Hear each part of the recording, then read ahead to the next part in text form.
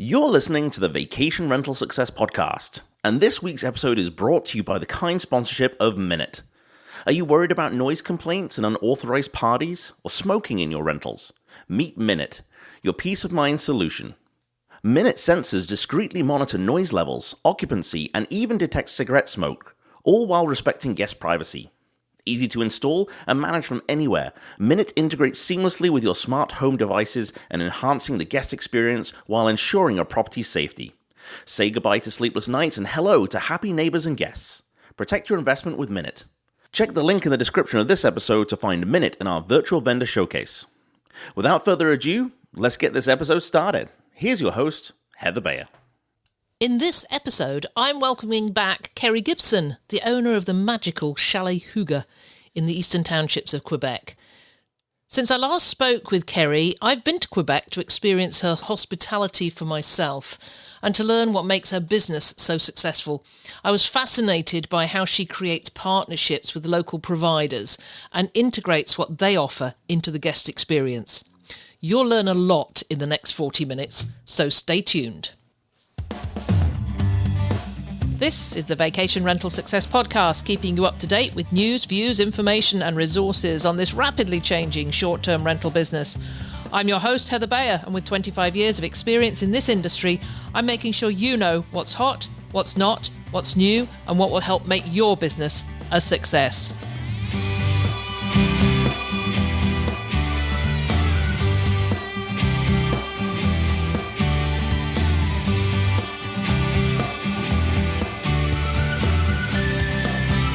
Well, hello and welcome to another episode of the Vacation Rental Success Podcast. This is your host, Heather Bayer, and I'm super excited to be back with you once again in this second episode of the new year.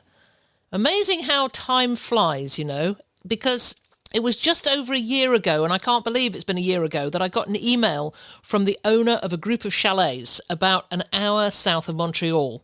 I'd been asking on the podcast for a long time for managers and owners to email me with their stories, and so few had responded, but Kerri did. She told me about how she started her business in Quebec after leaving a high-powered corporate job in the US, and was really inspired to create the perfect guest experience in the properties she was purchasing alongside her husband, Philippe. Kerri accepted my invitation to come onto the podcast and share her story, and I'll put a link to that one in the show notes. And then she invited Mike and myself to spend a couple of days experiencing the location and meeting some of the local people who she partners with. We took a ton of video footage, and it's taking some time to compile that into what's going to be an excellent case study on how Kerri's business works and succeeds. It's a work in progress, but we're going to be sharing it as soon as it's finished. And now I've been talking about it, that means I've actually got to get on. We have got to get on and get that done. So Kerri joins me again today to talk about this past year in which she's renovated more houses, she's attended and she's given presentations at conferences, and she continues to make her mark as a role model for owner-operators. So in this episode, we talk in depth about partnerships, about community involvement, and how she's worked with her local tourism organisation to attract and host influencers and media people as well. So I'm going to let her tell these stories. She's really good at it. Let's move straight on over to my discussion with Kerri Gibson.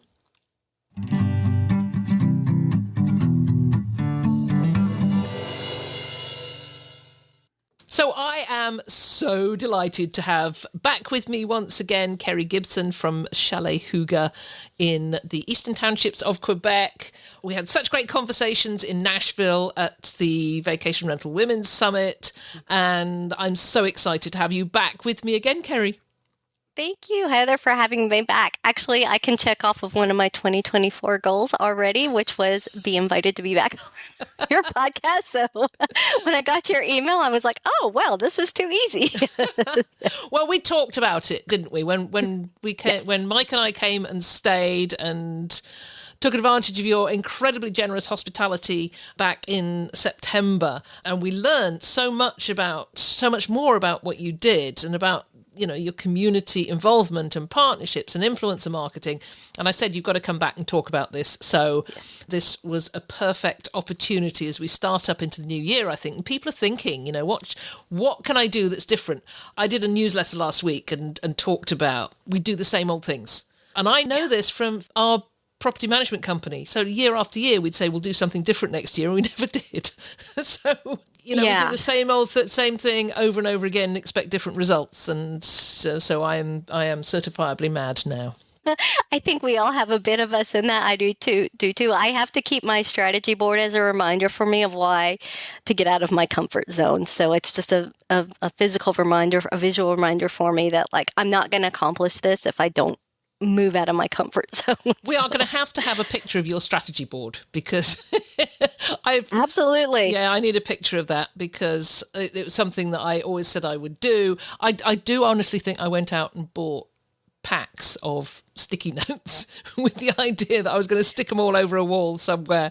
Never used them. But anyway, that I think for those who have not met you before, then I'm putting our original podcast and the show notes so they can go and have a listen to that. But can you give us a sort of potted version of who you are, Chalet Hygge, and your vision in building the business?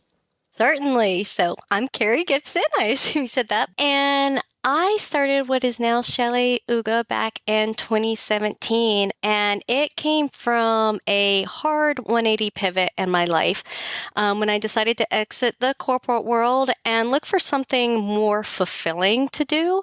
We purchased a chalet during that time, my partner and I, Philip, just more to give me something to do as I was thinking through what came next, and it was something we'd always talked about that would be fun as a side project. So it didn't come out of nowhere, but we had the opportunity come up to purchase one. And so we did.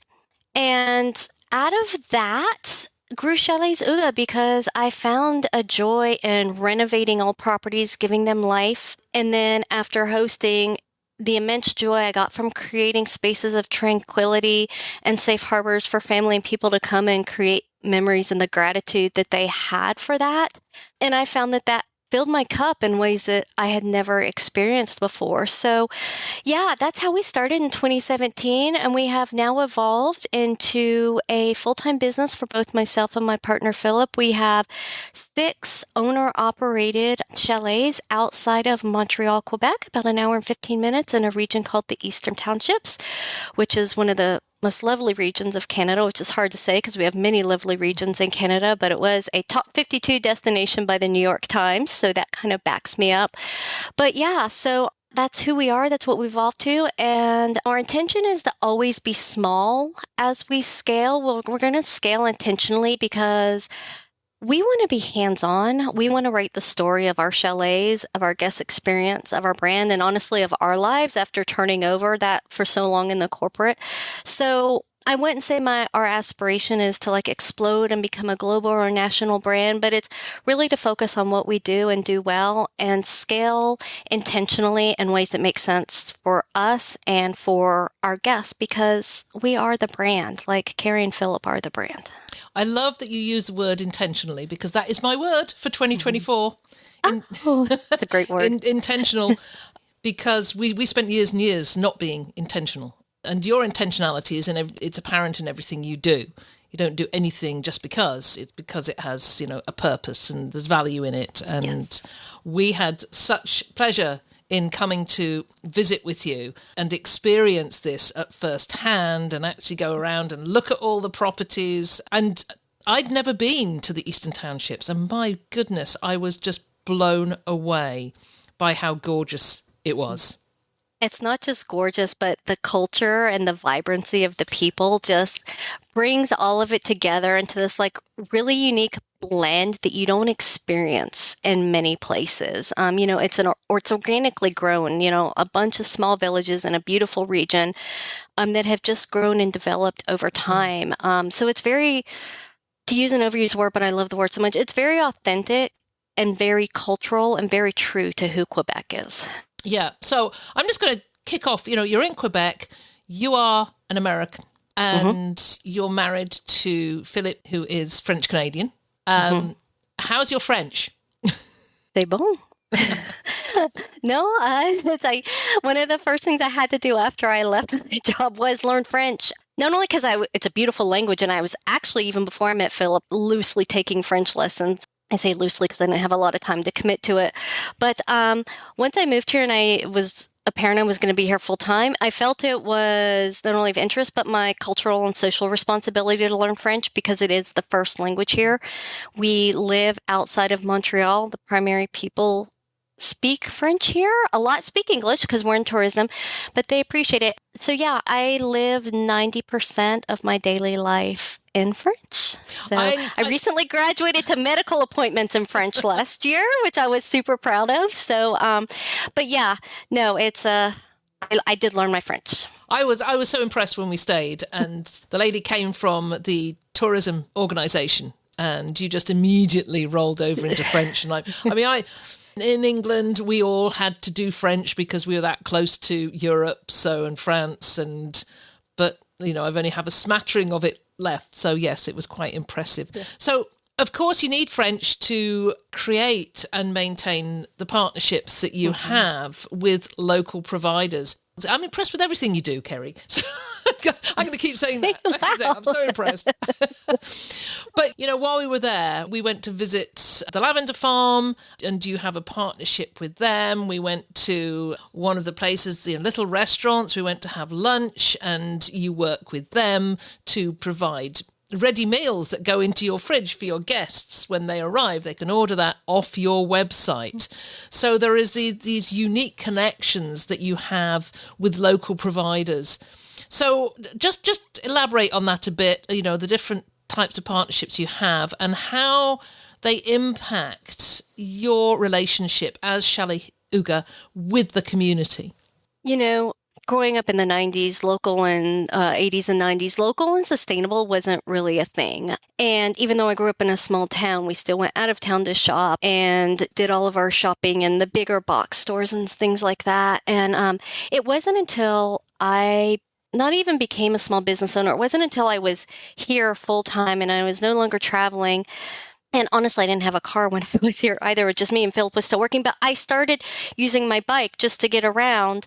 And that's when I really started understanding the concept of local and community and the heartbeat of a community being founded in small business.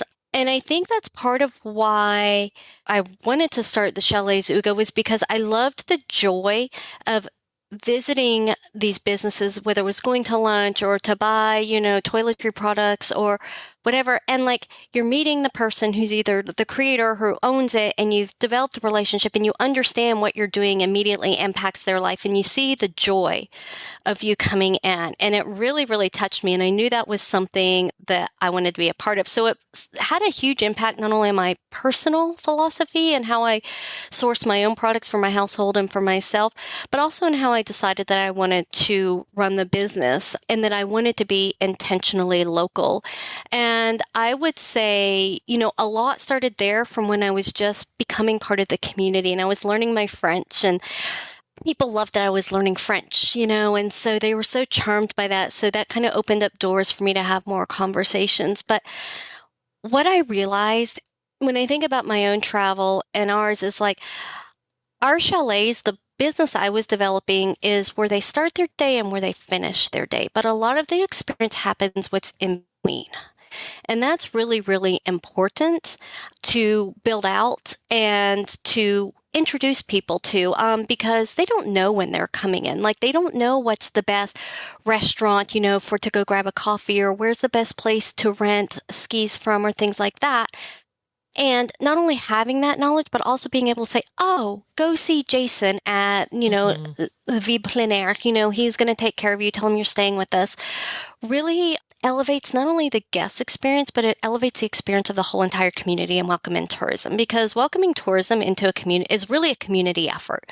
They need to feel welcome. They need to feel like we want them there when they're there, as opposed to, you can have some negativity, when people think, oh, they're tourists, they don't respect the rules, blah, blah, blah. So being part of just being the bread on the end of each day and everything they sandwich in between, I wanted to have a hand in helping them create that magical experience. Because when they walk away and leave, I want them to remember the magical experience that happened while they were staying with us.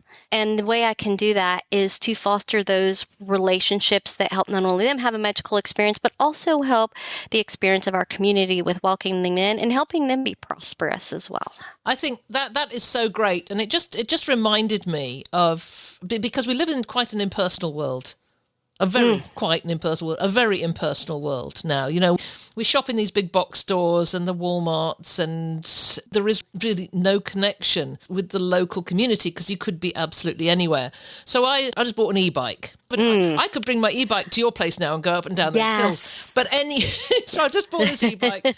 And one of my neighbours here in the campground came past the other day, and he just handed me a card and he said, if you have a problem with your bike, he said, you need to go to this guy at this little bike store up in Orange Beach, and he will look. He's very happy to take care of e-bikes that aren't bought from his store, because there are some that won't service any bikes that they don't sell. And that was just so lovely. And now I feel, you know, I've got somebody local to go to. And somebody asked me today when I was out on my walk, did I know anybody who would repair a laptop? And I said, yes, last year I had this great experience with this tiny little laptop repair shop in Gulf Shores.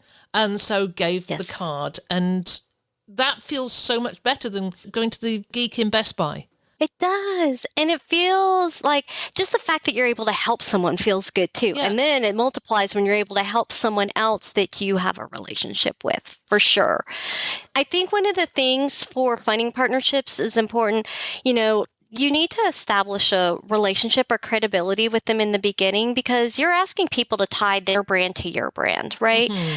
So I think it's important first to build some level of relationship with them. Like I said, going in, talking to them, introducing yourself, maybe talking about your business, being a customer, engaging with them on their online, all the different ways you can engage, commenting, sharing their posts, anything that you can do. It's just, you know, I would never advocate for just walking in and say, hey, we're two small businesses here. Let's join together. But, you know, something that comes organically, and that they know you as a person and they like you as a person, because it's a big leap of faith when someone says, yes, I want to attach my business brand to yours, because Shelly's Uga is my baby. And if I recommend something to someone, I want to be assured that they're going to get the same level of welcome that they would get from me. You know, I don't want them to come say, oh, well, you recommended me go there, and that was awful. We were uncomfortable the whole time. The food wasn't good. The waitress was cold. So developing those relationships, I think, is like super, super important before you start asking for partnerships. Like, just kind of grow organically as you get to know each other. And I think that getting to know them is just so important. Got me thinking about the people who buy properties remotely and who barely know the area, and their recommendations are come from perhaps their internet searches rather than that deep knowledge that you have of the local area. So, you know, it is so important. You know, if you don't live somewhere, then you have to know somebody who does, and learn about the community and who's in it and who does the good stuff. Exactly, 100%. And, you know, that's why I say we'll always grow sustainably and intentionally, because that's the level of involvement we want to have with our community and with our guests. I forgot what I was going to say, something based off of what you said, but I lost my train of thought. Well, you've talked several times about growing sustainably and taking a sustainable approach. And that just gets me thinking about Vanessa de Souza-Lage and Sustonica and what she's doing with that. Because when people think about sustainability, they often think, okay, you know, we're going to have the right sort of light bulbs and we're going to do the recycling, but forget the community aspect of sustainability. And that's part of the Sustonica criteria, is that you can achieve the Sustonica certificate part way, because if you recommend local providers on your website, you know, it's something as simple as that. You can start your sustainability journey by creating the community connections. And I love that. It's really thinking outside of what everybody conventionally thinks sustainability is about. You know, getting the Sustonica approval is also on my list for 2024. It's something I have wanted to do for a while, and that reminded me of what I was going to say. Every partner, everybody that we put on our website or in our guest book has what we call the Shelly's Uga thumbs up. You know, like, we've done it, we've experienced it, and we didn't just do a Google search and say, hey, here's a list of top 5 restaurants, but we actually have gone and we've experienced it and we're able to say this activity, this restaurant is best for this kind of event, this type of guest, so we can actually like guide them. This is more of a family activity. This is a couples activity. This is a restaurant to celebrate an event. This is hey, just drop in. We want something to grab and go. So yeah, we make sure that everything that we recommend and talk about, we've actually experienced. And I know from our stay with you, we went out for a meal, we had a lunch in a small restaurant, and then we had pizzas to go. And all of those, all recommended by you and all absolutely excellent. And it actually felt to us like we were becoming part of the community, even in that tiny space of time we were there. Yes. And you really were. So can you share a story that perhaps you got from a guest that resulted from a local partnership? Oh my, I would say with almost every guest, there's a success story there because everybody's looking for some type of recommendation, whether it's a grocery store, whether it's food, whether it's where's the best hiking trail for kids, for dogs. It's rare that we don't get some kind of a question. So almost with because it's not just like food and boutiques we partner with, we also partner with places for people to go, like go do hiking and things like that as well, or actual activities. And so I think with almost every single guest we have that level of success, of happiness that comes from it. And you can see it in our guests will often go to these things and then they tag them in their social media as well. They'll tag, hey, went to Cafe Dora, recommended by at Chalet Zuga, best oat milk latte ever, things like that. As far as a really, really big one, I don't know that we've had. Okay, here's one that I just had. I have to think we did. But we had a family come visit us that actually found us through a social media campaign we had done, and she booked right away, and she was so excited. But they had never been to the Eastern Townships at all. And they live in a region that's about 6 hours away in northern Quebec. And so she was just full of questions. Like, I would constantly get texts from her and whatnot. Hey, she's very specific. They're coming with their dog, their 7-year-old. Her husband, they have never been here. It was a surprise for their anniversary trip they were bringing. So I was actually over time able to help her build out this full itinerary that included stuff for her partner, and their kid. And at the end, then when we even went up and had a glass of wine with them. We do that often. We get invited. But at the end, the cutest thing, their 7-year-old was just telling us all about his visit to the zoo. He had never seen any of these animals in real life. And they didn't think they were going to be able to go to the zoo because they had their dog with them And so I was able to work with and help her find a dog sitter while they were gone to the zoo so her son could still experience it. That was probably one of the biggest joys I had, was hearing that 7-year-old just recount all of these animals that he had gotten to see. That, just working through our different partnerships and contacts, we were able to solve the challenges that they had instead of saying, that's tough, you got a dog, I don't know what to do. We were able to actually work through our contacts and find a solution for her. That's wonderful. That is wonderful. Yes, yeah. And hearing from guests, not just in a review, but actually the face-to-face experience. I mean, because you are there, you're almost on site. You can visit with your guests, which is I think, just a wonderful thing to be able to do.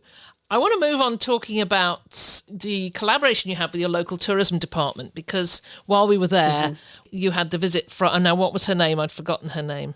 Shani. We had Shani and Camille. Yes, and they came, we met them. I actually did a little bit of an interview with Shani, and that will be when Mike does this video, this case study, which he's working on. It's going to be very special, so that's why it's taking some time. I got to interview her as well and ask her about the collaboration with you, which was really cool. But how does this collaboration work for you? Because I think a lot of people don't do this. They forget that local tourism departments are out there promoting the local area, and part of bringing people into a location is the accommodation. So if you're providing something special, then it's really important to reach out to that tourism department and see how you can work together. So tell us about how you work with Shani and her team. Certainly. So some of the tourism, we're a member of 3 tourism boards, but the one we work most closely with is Tourism Eastern Townships. So we also have a city one, the regional one, Eastern Townships, and then the provincial one. But we work most closely with Eastern Townships just because that's how it's kind of where the relationships have formed. But some of them are paid and some of them are free. I don't, so always checking into that. But, I know people hesitate to pay, but always remember, exactly like you said, they're using their funds to continue to promote the tourism to bring people in, right? So the more successful they are, the more successful the whole entire tourism ecosystem is. But it's not just being a member, it's showing up, like not just being on their roster, but we show up at every online in-person meeting, either myself or Philip.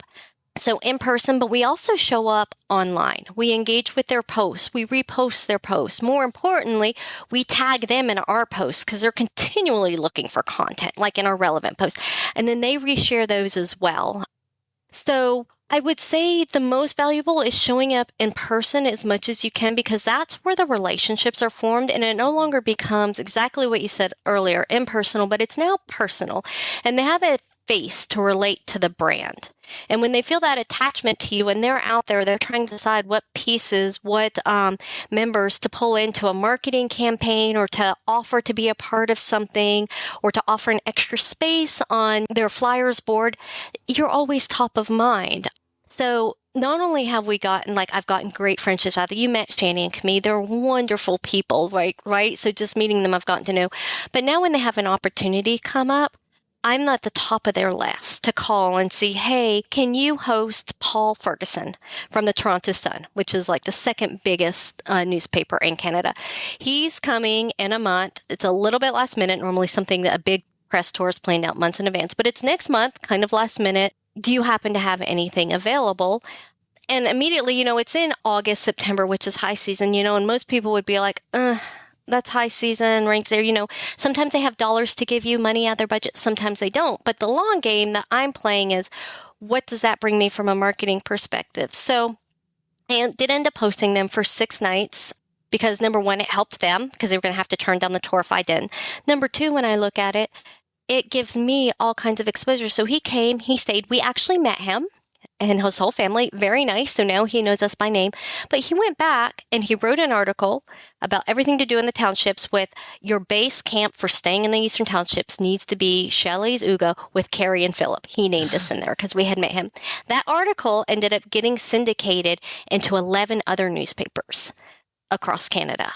So that is marketing dollars and reach we would have never had as a hyper local small brand, that we were able to get our name out there, get awareness. And that was just by collaborating with the tourism boards that they thought of us for these different opportunities. But we've also hosted influencers. We've hosted tourism people from Quebec and France have a strong exchange. They'll bring in each other's. And so then the ambassadors from France, when they go back, they're going back having stayed in our places. So, the plethora of opportunities that come up is just enormous. And like I said, sometimes they have budget, sometimes they don't, but it all comes into playing. What's your ultimate goal in doing this? And I can tell you the press release, the press notification we got from that and the syndication far exceeds any 6 nights of revenue we would have obtained. I think that is amazing. I mean, years ago when in fact, it was back in the UK, when we had a company called Clearwater Holidays, and we were marketing properties in Ontario and in Western Quebec to the British market. And we actually worked with a PR company at the time, and we hosted a couple of journalists. And yeah, the payback was just enormous. Enormous. Yes. Enormous. And these days it lives online for forever. Well, this is it. And it's a syndication as well. You just think, you've got to get past thinking, well, it's just one journalist from one newspaper. Yeah. Because it gets syndicated and you'll see it in, as you said, a dozen different publications and online. And the value in that is massive. It's massive. And you got that connection through your collaboration with the tourism department, which I think it's, back in the 90s, we were hiring PR companies. But now it's, as you say, you may have to pay them, but it's not a great deal if you're paying an annual membership fee. No. Tyann Marsink talks about this with her companies in Missouri, that the best thing she did was join the local Chamber of Commerce, because that has the tourism department adjoining it. And she said that with those relationships, exactly as you said, you're front of mind when they need to talk to somebody. They need maybe something short notice. Or they feel comfortable enough to send a renowned person, an important journalist. They want to put them in a place where they know they're going to be comfortable and going to be happy. And they're going to think of you. Yes. And every time they reach out, I'm honored because we have so many beautiful accommodations here. But they tell me, Kerri, it's not just about the beautiful accommodation, it's the whole entire experience we know that they're going to have when they come stay with you. I'm going to break into the interview for just a few moments to hear about our sponsor, Minute. We'll be right back with more great conversation shortly.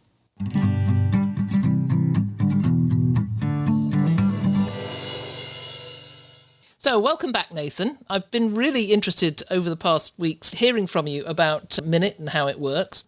Today, I'd like to hear about the automatic communication feature and how this helps to avoid potential issues. Yeah, so our automatic communication feature actually allows you to set up a series of text and or automatic calls to guests when there's a noise event. So for instance, if you've set an alert to come after 10 minutes of noise over a certain threshold, you can now set up a text message to go automatically at that same time that you would be alerted. If the guest continues to be noisy, 10 minutes later, we would send another alert out. Oftentimes people will send both a text and an auto call. And then 10 minutes later, if they were still noisy, we would send yet another alert. And in each of those three instances, you choose, do I want to send a text, a call? Do I want to add flash and sound on the actual device itself? Or do I want to do any combination of those three things? In the cases of the texts and calls, you actually get to choose what's being sent. So of course, we'll give you a template, but you can edit that template to your heart's content, meaning that the messages along that chain can be different each time. So maybe you start kind but firm, and they get more firm as the noise continues. Now, to take it a step further, you can actually connect with your property management system. We would integrate with them, bring in the data about the guests, their check-in, check-out date and time, and their phone number, and we can automate those text messages to go to the guests. So you set it up once and forget it. That sounds great. Thanks, Nathan.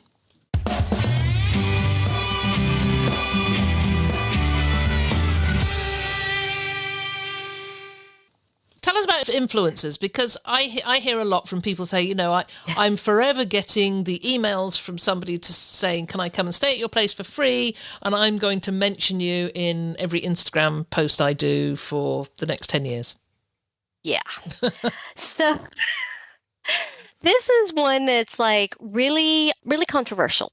There are so many people that are against influencer marketing, and I understand why. I think that my perspective on influencer marketing has changed since 2020.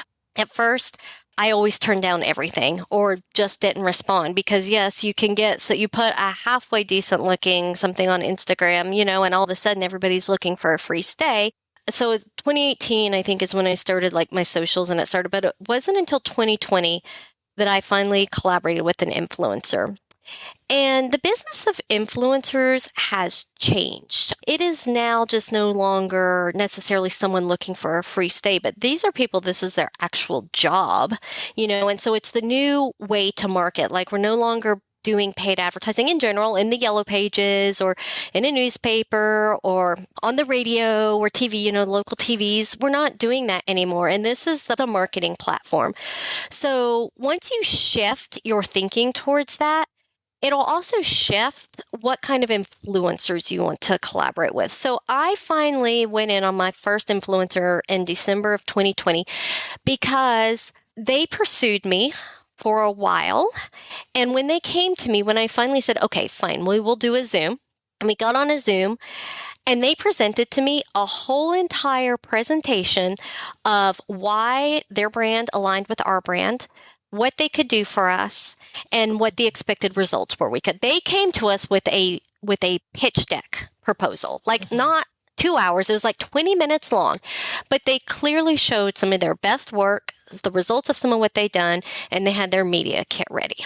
So when picking an influencer to work with, if it works for your market, maybe you're a college football market and you don't really need an influencer or something, but we're a 4-season drive-to destination. So influencer marketing is actually huge for us. So there were 2 reasons to work with an influencer. One is to reach their base, their market base or their followers. And the second is for access to their content. So for example, I'm a terrible visual content creator. Terrible. You can give me the most beautiful view in the world and it will look like, Sasquatch took the picture of it, a big thumb in it, fuzzy, blah, blah, blah. I know I'm terrible with it. So when I'm collaborating, I want someone, you look at my I have a beautiful Instagram and I can say that because I simply picked the pictures and posted them. Other people created those beautiful visuals for me. But those are the 2 reasons that you will want to work with an influencer. So when you're picking influencers to work with, this is where you need to know your avatar and your market, because you want to make sure that you pick influencers that are, number one, speaking to your avatar. So for example, I want to work with people that are outdoor activity influencers, that are hikers, that are doing things with their dogs outdoors. I don't want to work with fashion influencers, right? I follow plenty of them because I want to know what, ideas, but that's not, what I want in my marketing. You can also be open to adjacencies. Like one of the best collaborations I ever did was with a local food blogger called Blog de Boeuf. She approached me and I said, she had her media kit and everything. And I said, I don't know how this fits in, but after doing some thinking and brainstorming, we actually came up with a collaboration where she created custom menus based on the chalet using local food producers. So the collaboration was she documented her visiting all of these different businesses on stories. Then she brought them to the chalet, documented making them in the chalet, and then at the final product, and then the menus were made for release on our website. So while it wasn't one that I necessarily had fitting into my avatar, it was one that was an adjacency. And actually that one got us a lot of media attention as well, because all the tourism boards started seeing us doing this, and so it was one of our more successful collaborations. But you need to make sure that you know your persona, you know who you do and you don't want to work with, but at the same time, be open. The next thing is that they should have a media kit ready for you. So they should be able to share with you very easily the demographics, all the way from location to age to gender, so you can help to tell if that fits in. Like for me, I don't care if you have 50,000 followers if they're all in Southeast Asia. The chances of those people coming here are slim to none. So I need to know the location. Or if you have 50,000 users that are all in the bracket of 18 to 25, that's not our typical persona either, right? So that's something I should pass on. So they should come to you with a media kit. You know who you want. They have a media kit. And then they have a contract, just so you're very, very clear on what it is that they're going. It can be a very simple contract. But one of the things I learned in working with influencers, one of my big lessons is you don't own the content they create for you. They do. They are simply licensing you to use it. And that's creative trademarks or copyrights. I knew nothing about that. So if you're not super clear on where you're allowed to use this content you're getting from them, it can bite you, especially on someone who this is their business and they really know, so you need to make sure it's specified. You can use it on social, you can use it on your website. And if you do any ads, it can be used in ads, because often with ads, there's additional royalties that you have to pay.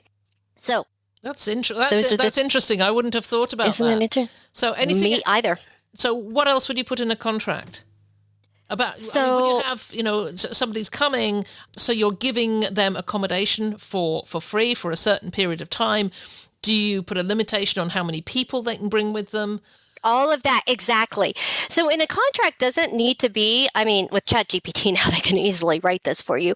And it doesn't have to be something complicated like a one-pager that says, Chalets Uga with one of our big collaborators is out. We did it our way. Terms of agreement.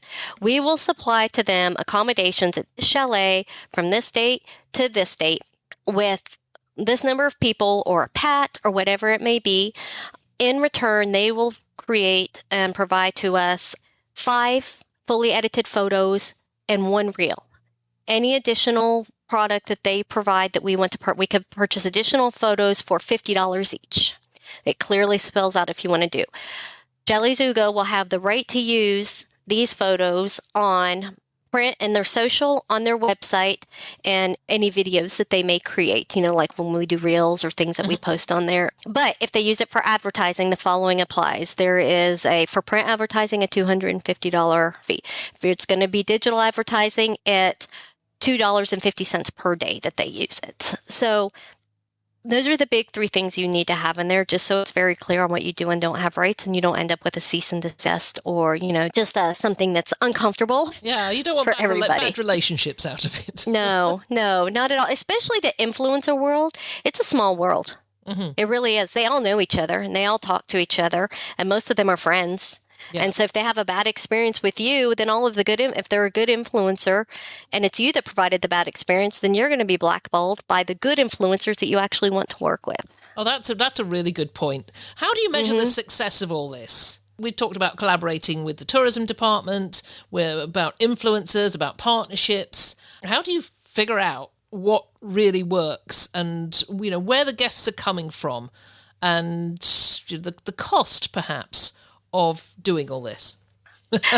Full transparency on this one. We're really just starting to reach a level of maturity in doing this.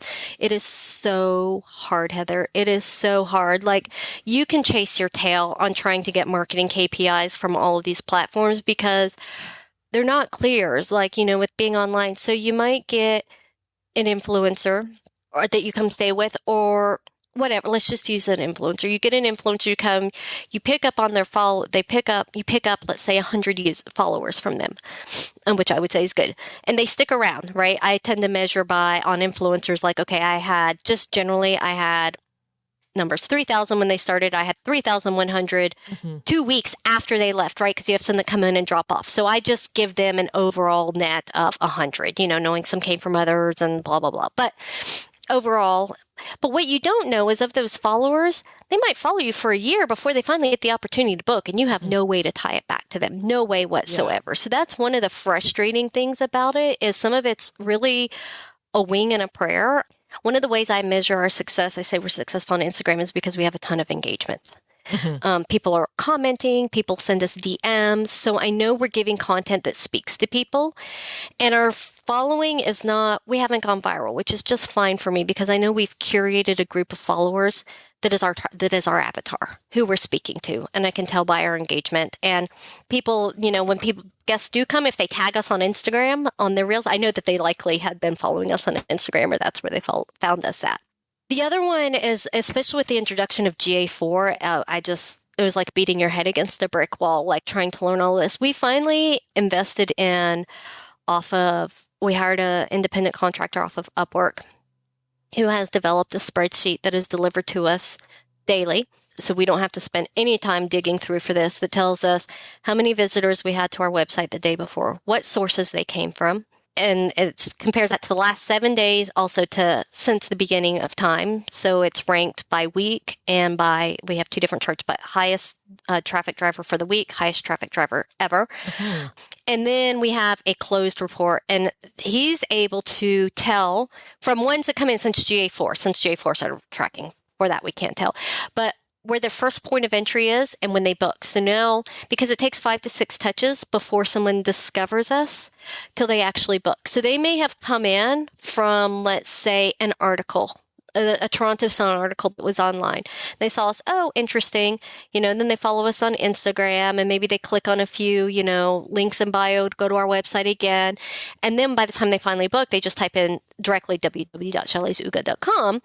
And so it looks like they were just found us organically, but they did not. He's able to say, okay, this guest, we were able to tie them back to their first entry ever was through this article, through the Toronto Sun article. So that's what led to the close. Again, that's just since the inception of GA4.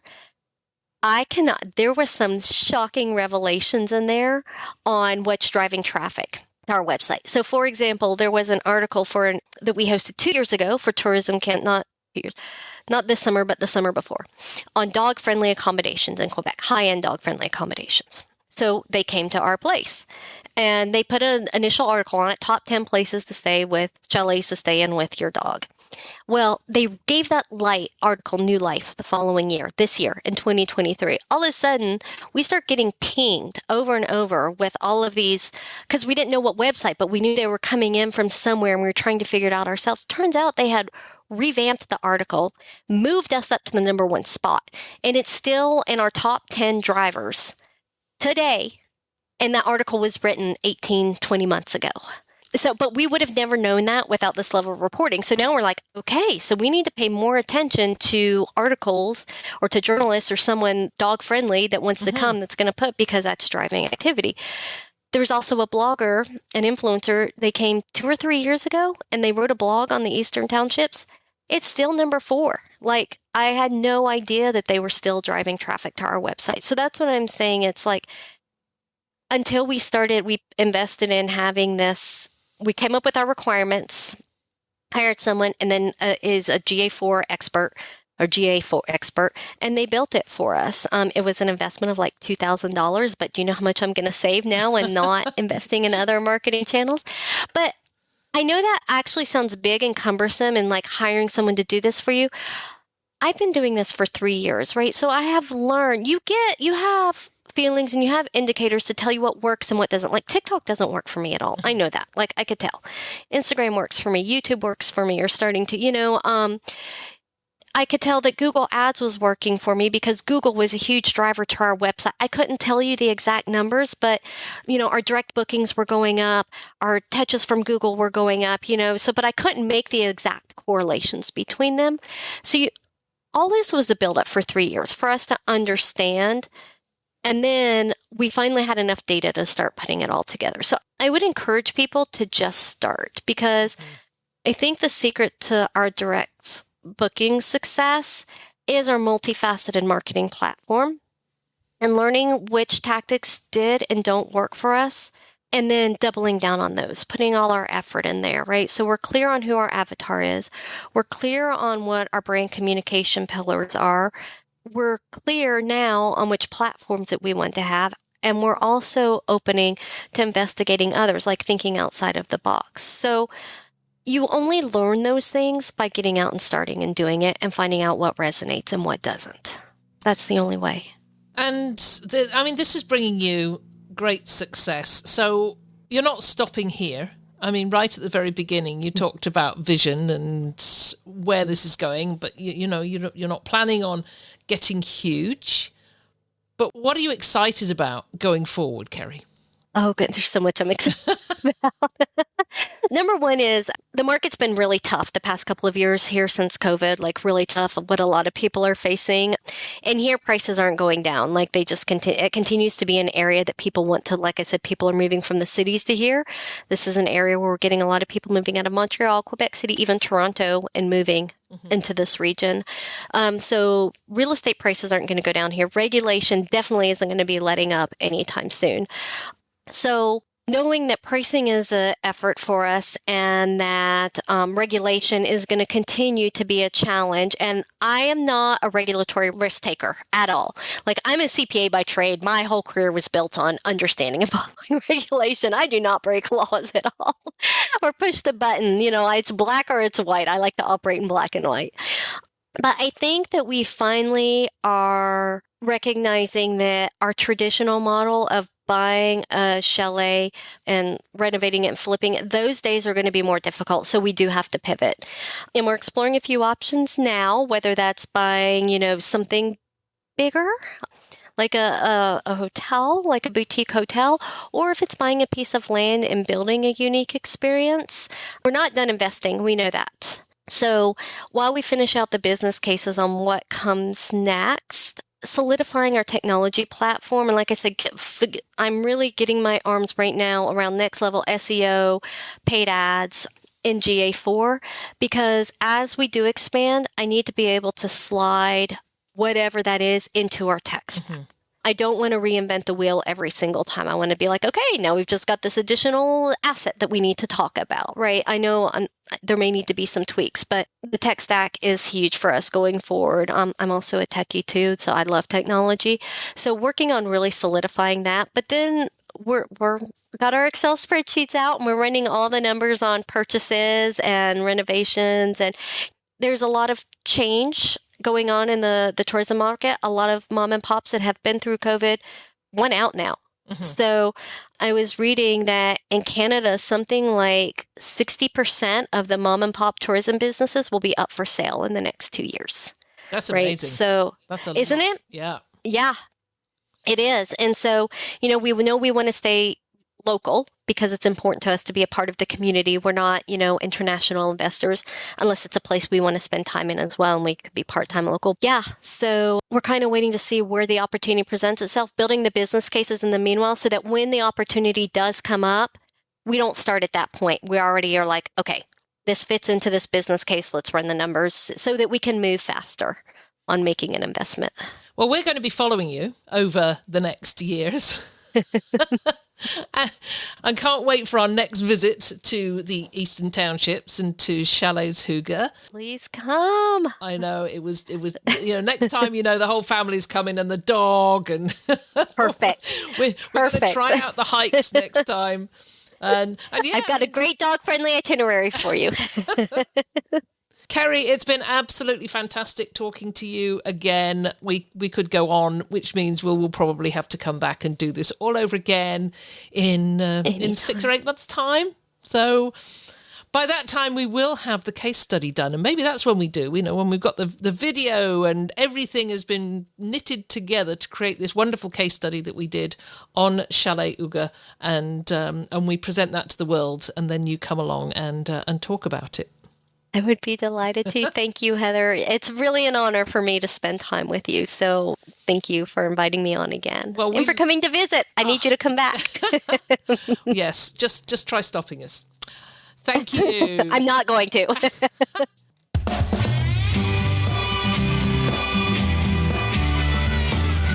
Thank you so much, Kerri Gibson. What a pleasure to hear from Kerri and hear what's happened over the past year. And just amazing what she is doing with community involvement, partnerships, influencers, etc.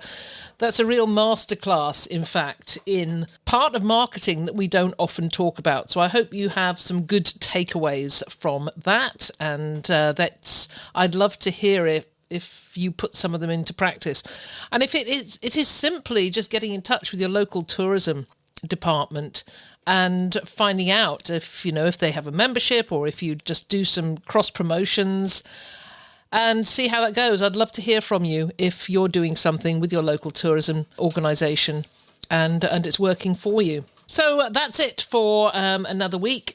As I've mentioned a couple of times, we're getting close to our Stir Crazy month, which is the month of February, where we're going to be talking about STIR, which is 2 S's, in fact, which is safety, sustainability, trust, insurance, and regulations. And each week, we've got 5 weeks, actually, in the month of February, and we will be covering each of those topics in each of the weeks and bringing podcasts to you, but also some live panels, some blog posts, and some other surprises along the way. So you will be hearing more about that over the next couple of weeks. Please go to the Facebook group, our Facebook group, which is the Business of Short-Term Rental and Property Management. If you're not on there, I would very much encourage you to sign up or subscribe, whatever you do with the Facebook group. And that's where we'll be holding our live panels and where you can find out more about what's going on in Stir Crazy Month. So that's it for another week. Really enjoying this new year. I feel that we're beginning to do things differently, and you'll be seeing the fruits of those labours over the next couple of months. So stay with us. Thank you for listening this time. I'll be with you again next week. We hope you enjoyed this episode brought to you by Minute.